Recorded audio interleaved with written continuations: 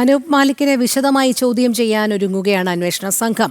വെടിമരുന്ന് ഉൾപ്പെടെ എവിടെ നിന്ന് ലഭിച്ചുവെന്നും സ്ഫോടക വസ്തുക്കൾ സൂക്ഷിച്ചത് എന്തിനെന്നുമുള്ള വിവരങ്ങൾ തേടാനാണ് പോലീസിന്റെ തീരുമാനം.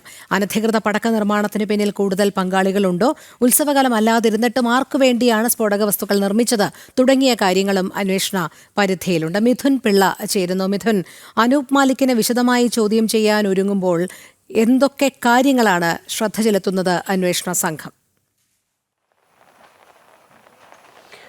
രോഹിണി, അനൂപ് മാലിക്കിനെതിരെ ഇത് ആദ്യത്തെ കേസല്ല. ഇത്തരത്തിൽ ഈ സ്ഫോടക വസ്തുക്കൾ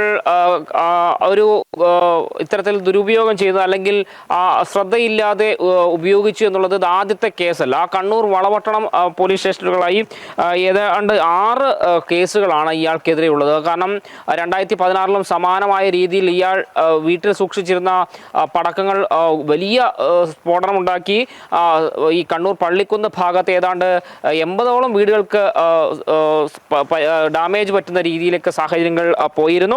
മാത്രമല്ല 25 വർഷമായി ഇതേ തൊഴിൽ ചെയ്യുന്ന ആളാണ് ഈ ഒരു അനൂപ് മാലിക്. ഈ ഒരു പശ്ചാത്തലത്തിൽ കൂടിയാണ് ഇയാൾക്ക് എവിടെ നിന്നാണ് ഇത്തരത്തിൽ സ്ഫോടക വസ്തുക്കൾ കിട്ടിയത് എന്നതിനെ സംബന്ധിച്ചൊരു വിശദമായ അന്വേഷണത്തിന് പോലീസ് തയ്യാറെടുക്കുന്നത്.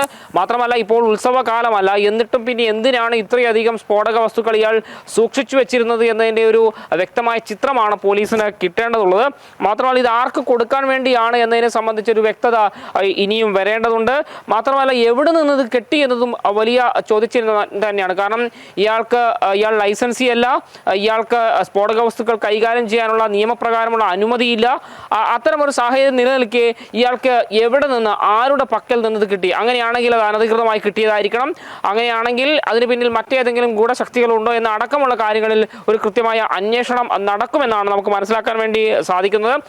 ഇന്നലെയാണ് ഈ സംഭവത്തിന് ശേഷം മംഗലാപുരത്തേക്ക് കടക്കാൻ ശ്രമിക്കുന്നതിനിടെ കാസർഗോഡ് കാഞ്ഞങ്ങാട് എന്ന് പറയുന്ന സ്ഥലത്ത് വെച്ച് ഈ അനൂപ് മാലിക്കിനെ പോലീസ് സംഘം പിടികൂടിയത്. ഇന്നലെ രാത്രിയൊക്കെ തന്നെ ഇയാളെ ചോദ്യം ചെയ്തിരുന്നു. ഇന്നും ചോദ്യം ചെയ്യാൻ തുടരാൻ തന്നെയാണ് പോലീസ് തീരുമാനിച്ചിരിക്കുന്നത്. അതുകൂടാതെ ഈ സംഭവം നടന്ന കണ്ണപുരം കീഴറയിലെ സംഭവ സ്ഥലത്തെത്തിച്ച് തെളിവെടുപ്പ് നടത്താനുള്ള സാധ്യതയും മുന്നിൽ നിൽക്കുന്നുണ്ട്. അതിനുശേഷം ഈ അനൂപ് മാലിക്കിനെ കോടതിയിൽ ഹാജരാക്കും. രോഹിണി. ശരി, മിഥുൻ പിള്ളയാണ് വിവരങ്ങൾ നൽകിയത്.